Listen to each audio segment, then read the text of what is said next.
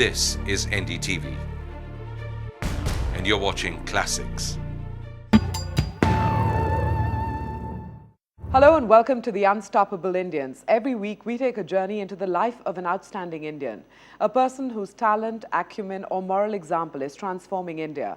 The best, the finest from every field join me, Manvi Dhillon, on this show to share their life story, their journey to success, some of the knocks along the way, what made them get up and keep going, what makes them an unstoppable Indian. My guest today is Asia's leading development journalist. His canvas of work is too large to describe in a few seconds, but I'll try.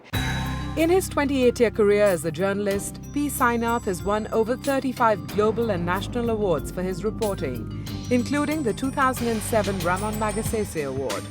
His book, Everybody Loves a Good Drought, is in its 19th print and is teaching material at over 100 universities in India and overseas. Sainath covered 100,000 kilometers across India while working on Everybody Loves a Good Drought. His next project was on Dalits. That meant another 150,000 kilometers across the country. His most recent work has been on the devastation of Indian agriculture. Detailed reports from the households of landless laborers and marginal farmers across the country. Some call his work the conscience of the Indian nation. Others regard him as incorrigible, incorruptible, often infuriating, the most irreverent voice in Indian journalism.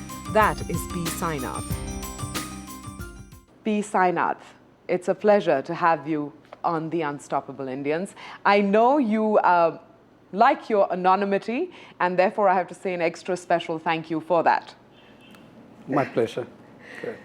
On an average, you spend, between 270 to 300 days a year on the road in rural India. What is it about India and rural India that has such a hold on you? Well, I love the place. I enjoy it. I don't suffer the job. It's a good, you can hang around pretending to work and get paid for it. So I have that privilege in my job.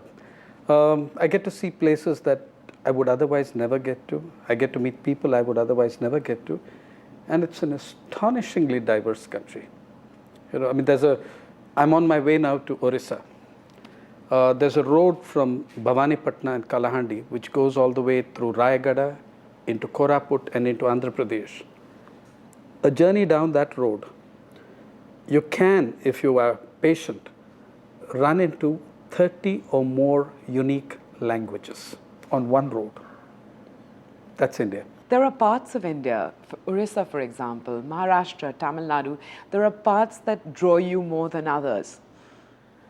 Well, I like Orissa a lot. It's a very pretty and beautiful state, but what draws me really is the issue. If you're focusing on hunger, that's going to take you more to some places than others. If you're focusing on the farm crisis, on the agrarian crisis, that's going to keep you in places like Maharashtra. It's going to keep you in places like Andhra Pradesh or Karnataka, because that's where the major crisis is. If you look at the, say, from 97 onwards, you've had 182,000 farmers commit suicide in this country. That's at the rate of almost 1 every 30 minutes. However, 2/3 of these farm suicides have occurred in 5 states. Now, those 5 states are big, but they account for only 1/3 of the country's population, but 2/3 of its farmers' suicides. I know that the farmers' suicides, and you've underlined this again and again, they are the fallout of the agrarian crisis. They are not the crisis. They are not the crisis. And that's a message you've tried to send home. What is then the agrarian crisis? It's every sector of rural India that touches the agrarian society is in a state of disrepair or collapse. The agrarian crisis is the sum total of a multiplicity of factors. Okay, one is you have huge rising cultivation costs. Two, or let me put it this way: the first and foremost is that for over a decade now, the state has withdrawn from agriculture. Public investment in agriculture in many years has been negative. Okay, investment in agriculture has virtually collapsed. Professor Utsa Patnaik calculated for a 10-year period, it was almost a loss of 30,000 crores a year, less investment in the countryside. Now, you may as well send out the Air Force to bomb the countryside. It would be more cost effective and it would be quicker.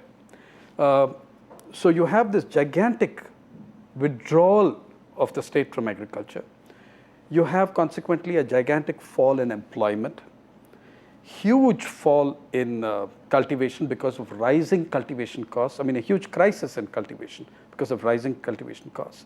At the same time, you've let loose what you call market-based pricing, and suddenly people are paying 300, 400% more for individual inputs of agriculture.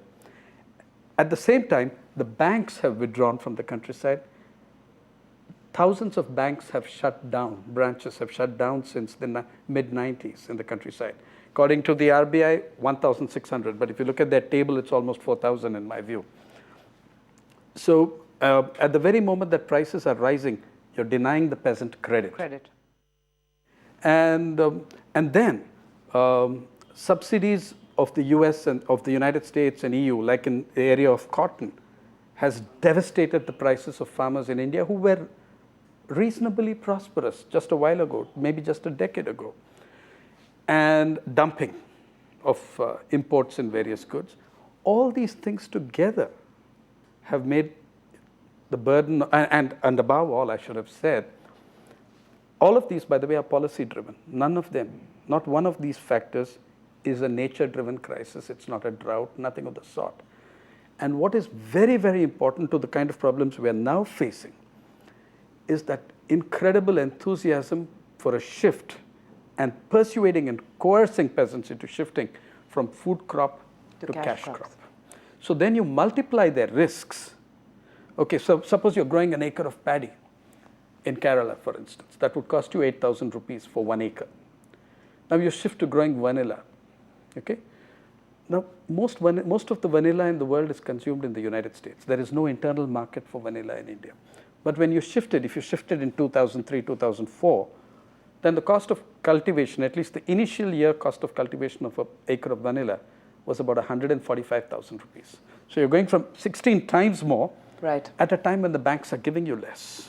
And you're catering to a market that is unpredictable and outside your understanding. Extremely volatile. It's such a complex set of factors. And I'm going to ask you such a simple question now.